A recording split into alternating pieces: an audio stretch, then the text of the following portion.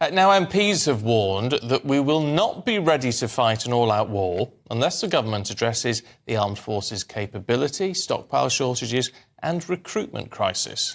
Now, the Commons Defence Committee said that the military is consistently overstretched. It also suggested the unrelenting pressure on personnel has exacerbated the crisis in recruitment and retention. Well, let's talk to former chairman of the Defence Select Committee, Tobias Ellwood. Good morning to you. Nice to see you. Is it just me, or is this a statement of the blooming obvious? It is, but it needs to be spelled out, because every time we have these conversations about investment in our armed forces, many people understandably say, well, hang on a minute, we've got to spend money on our roads, on our hospitals and our schools and so forth, and not on our defence. And what we're seeing, as you've just been reporting, events in the Red Sea and so forth have a knock-on impact on our economy, on our prosperity, challenging our way of life. So our defence posture matters. The size of our army matters. We are increasingly placing pressure on our armed forces to do more. And that's absolutely right. That's what Britain does. We step up to defend our way of life. But that's placing increased pressure on those who are serving today. And because we've not invested further in increasing salaries, making sure that the accommodation is up to par, meeting the demands that a younger generation now expects, we're now seeing more people leaving the armed forces than actually being recruited. And that's now a problem, given the fact that, as I say, our world's actually turned into a very dark corner. And there's going to be the prospect of further conflict is very, very real indeed. We are not prepared for potentially what's coming over the horizon in the next couple of decades. OK, so you say it needs to be said, even though, as Stephen pointed out, it's probably a bit blooming obvious when you think about it. So you've said it, but what are you going to do about it? What can we do about it in sufficient time to address all of these mounting concerns? Yeah, many questions that came up. I'm pleased this report has come out. It's actually one of three. We did another study in the RAF and another one on the Navy. All three services, all domains require attention. And it comes down fundamentally to increasing the defence budget to around 3%. That's what we now need to do, such as the pressures that are placed on our armed forces personnel. We're no longer in an era of peace. We're in an era of constant conflict. We're a world that's no longer at peace. We're not at war, but we're sort of an in-between area. And Britain needs to be able to step up to it. So we need to look at the aspects of what we need to do to increase recruitment and retention. It's the retention that's the most important aspect of this. When somebody on a ship, an engineer, for example, that's a bespoke role. If that ship doesn't have those engineers, that ship can't depart. Likewise, sergeant major, in a regiment and so forth, if you don't have these experienced people retained in their armed forces, then the professionalism of that unit then diminishes. So I know that the new Defence Secretary, very conscious of this. I suspect he'll be looking at this over the weekend to see what more can be done in response to this report. Well, yeah, and look, and it's a tough job for anyone to deal with when there are these sort of pressures. Why is it, do you think, Tobias Elwood, that we have been so short-sighted in all of this? Because, yes, we have been a world at comparative peace, or a nation at comparative peace for a period of time, and after the Cold War ended and what have you.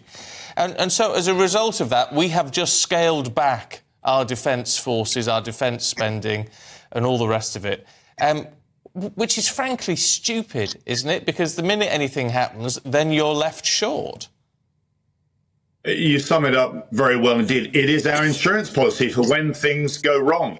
But you're absolutely right to point to the Cold War, when we were prepared, when we avoided World War III, but we have become complacent in assuming that we'd finally cracked it. We've worked out a way of running our world, if you like, international engagement, globalization, everybody embracing liberal democracy.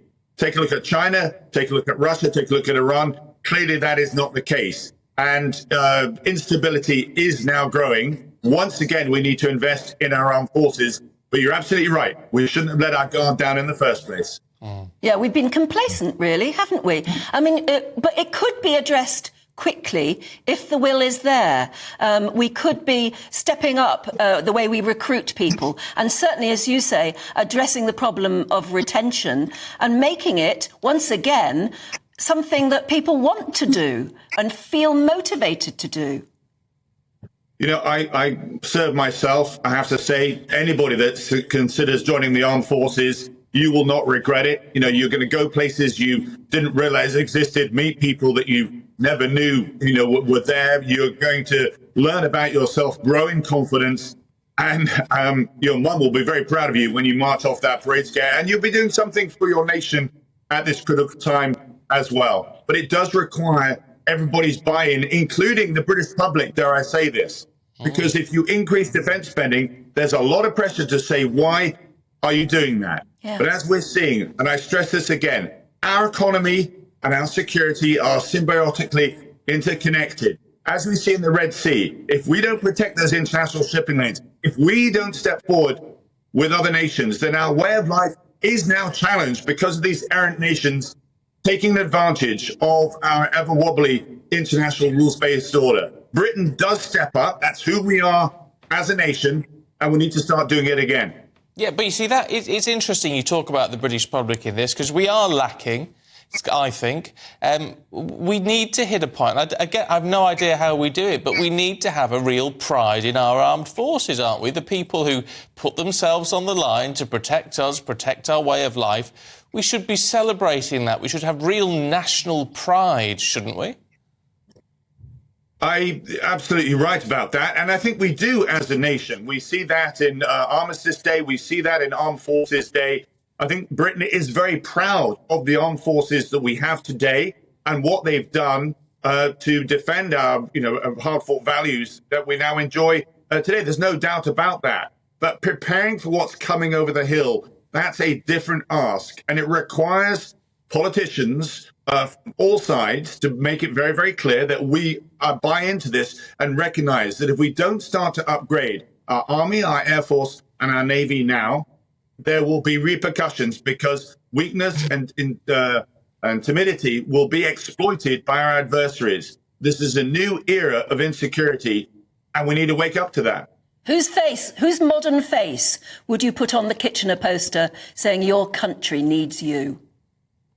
That's a very, very good question. I mean, it is, looking back in history, it is a sense of Churchillian spirit that we now need to embrace and recognize. And it is very different. I get criticized a lot for wanting to see us move to 3% GDP when there is so much domestic pressures with cost of living crisis and so forth. I simply repeat that if you want more money in the coffers, in the Treasury, to pay for all these other domestic issues, then you have to look at our international security. We are subject to international headwinds. Half of our GDP is affected by what goes on away from our shores. And Britain, as I say, has that intention, that interest. It's embedded in our DNA to be aware of what's going on around the world and stand up with like-minded nations to defend our way of life. Tobias Ellwood, good to see you. Thank you very much indeed.